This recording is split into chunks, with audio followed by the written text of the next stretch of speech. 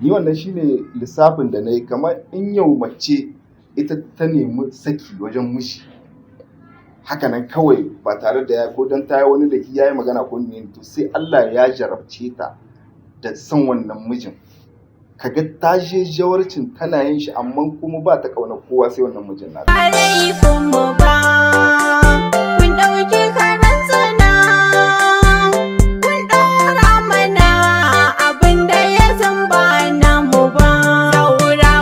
Assalamu alaikum masoya. Sunana Hasina Gombe, wacce aka fi sani da Hasina mai waƙan Zaurawa. Yau dai shirin namu na Zaurawa ya yi tattaki ya tafi ƙasar Nijar da wani mazaunin garin Maraɗi. To, bako assalamu alaikum. Assalamu alaikum wa rahmatullahi wa barakatuh. Salatu wassalamu ala rasulillah. Ni ne Mamman Rabiu Mamman da ke nan Maraɗi, jamhuriyar Nijar.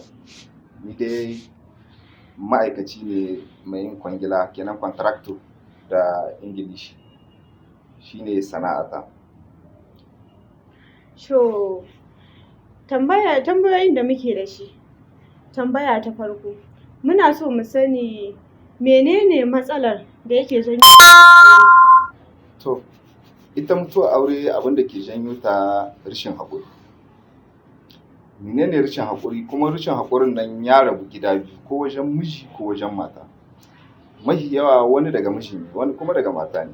Na yadda ya rabu ɓangare biyu, walau ga namiji walau ga mace. To amma idan mutuwar auren ta Allah ya kaddara an yi ta, to menene abin da kuke fuskanta ku maza bayan an yi saki? To, shi ya danganci daga namiji. Ni yanzu a karan kaina na sani, ba ni tsallakawa in je wajen wani. Ni yanzu ina tare da mace har mun rabu. Abu na ɗaya da nake don kan mu samu matsala, wani bi ana samun matsala wajen shaye ɗiya. Ka saki mace ka ce sai an bani ɗiyana, daga nan kuna iya ku samu matsala. Amma in kun rabu da mace, tunda ni ina rabuwa in Allah ya kaddara zan rabu da mace, ba ni fatan mu yi rabuwa ta rigima wadda za a uwa ka ubanka. A rabuwa ce wadda kawai ta zama kaddara bayan da ka iya. To ba ni rigima ta ɗiya, don tana iya a koma. Kenan in ka zo ɗiya ka amso shi gawa za ka bada su. Amma in ta yarda sai ta rike, kenan duk abin da ya zama haƙƙin ɗiyan nan ka je ka kai musu, in ba ka so abin ya zama hitina. Wannan gaskiya ne, amma kuma ba kowane namiji bane ba idan ya saki mace zai na bibiyar su sannan har ya ɗan musu wani alkhairin. Gaskiya hakan bai fiye faruwa ba. To wannan ya danganta daga mutane, tunda shi mutum ba ya zama ɗaya. Ba ko kai karan kanka in ka kalli hannuwanka za ka ga ba ɗaya suke ba. Ka kalli ƙafafuwanka ma wanda Allah ya maka naka ne, in ka kalli ƙafarka guda da wagga da wannan ba iri ɗaya bane. Wannan gaskiya. Yawwa, to kenan kaga ai ba yiwa ne a ce duka ai gamin goro. To tambaya mu ta biyu, wai ba a irin samun soyayya haka bayan an rabu a dawo kuma a ji ana ƙaunar juna? To akwai wani abu da ni karanta, duk lokacin da aka yi rabuwa aure, duk wanda kuskuren akan shi yake, shi Allah yake jarabta da son ɗan uwan ɗaya.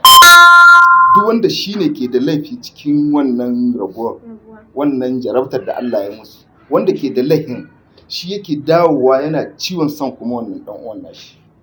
Ni wannan shine lissafin da na yi, kamar in yau mace ita ta nemi saki wajen miji, haka nan kawai ba tare da ko don ta yi wani da ya yi magana ko ne, to sai Allah ya jarabce ta da son wannan mijin. Kaga ta je jawarcin tana yin shi amma kuma ba ta ƙaunar kowa sai wannan mijin nata. Wannan gaskiya. Haka nan shi ma mijin, duk lokacin da ya zama shi ne ya zo da isisina shi ya saki matar ko don ya ga wata ko don wani ne, wallahi sai Allah ya jarabce shi ya ga ba macen da take daidai da shi kamar wannan matar da ya saki. Ni shi ne iya binciken da na yi, kuma na gani ba ɗaya ba biyu ba.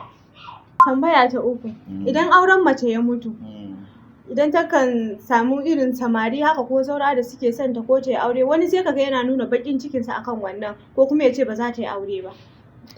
To ai shi ne, tunda ita kin san yadda abu yake soyayya, ko an rabu ita soyayya wani bi tana nan.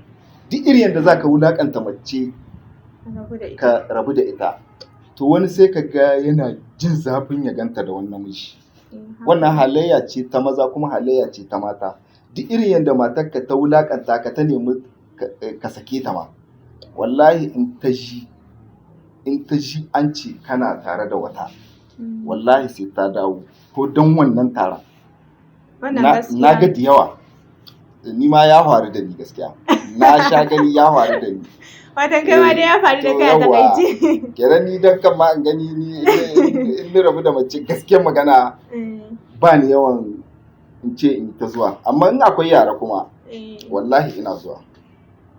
Tunda abu ne wanda ya faru da ni kuma na gwada haka nan ne. To kuma yana faruwa ma da wasu. Kuma yana faruwa ma da wasu. To yanzu daga ƙarshe wace shawara za ka ba wa maza 'yan uwanka akan wani abu da yake faruwa? To kin san tun farko tambayar da kika yi mini, ita rabuwa aure na ce miki ta rabu ne gida biyu, wani bi ga mazan ne, wani bi kuma ga matan ne. Kenan sai in ce shi yau in aka yi aure, duk wanda za ya zauwa ya baka shawara ce maka za ya yi, to yanzu sai haƙuri. Kenan wannan haƙurin da ake mutane wasiya shine dama wanda Allah ya yi ta cewa da a yi ta haƙuri, a yi ta haƙuri. Shine wata idan an yi aure abun wahala a gare shi, wani abun jurewa abba da, amma in kai haƙurin kuma yana ƙarewa. Duk rabuwar aure da take zauwa wallahi rashin haƙuri, paske biye mu zukatanmu ne da muke, biye mu zukatanmu ne da muke, mai inda muna taushewa to da wani abun yana ragewa. To duk da haka dai muna so dai ka ba wa dai mazan dai shawara akan hakan da yake faruwa. To ni shawarar da zani ba maza su dora haƙuri. Wannan kalmar ta na sake ki, duk irin tunzirin da za a maka kai haƙuri. Kai haƙuri haka ga ta huce. Kenan in dai mace ba kai ka ne ta yi wajen alƙali ba na cewa dole sai ka sake ta, dan dai yan rigima tsakaninku ta cikin gida wadda kuna iya sasanta kanku. Kenan bai kamata ba dandanan da an yi rigima ka ce kawai na sake ki, ko da ita ta tambaya, tunda wani bi baka san ba menene yake sata. Tunda mun yi wani bincike mun gani wasu matan ba cikin hankalinsu bane suke yin saki, wasu iskoki ne da su. Tabbas. Yawwa, kenan kaga abin da shawarar da zani bada maza, ku ne mazan, kenan ku yi haƙuri.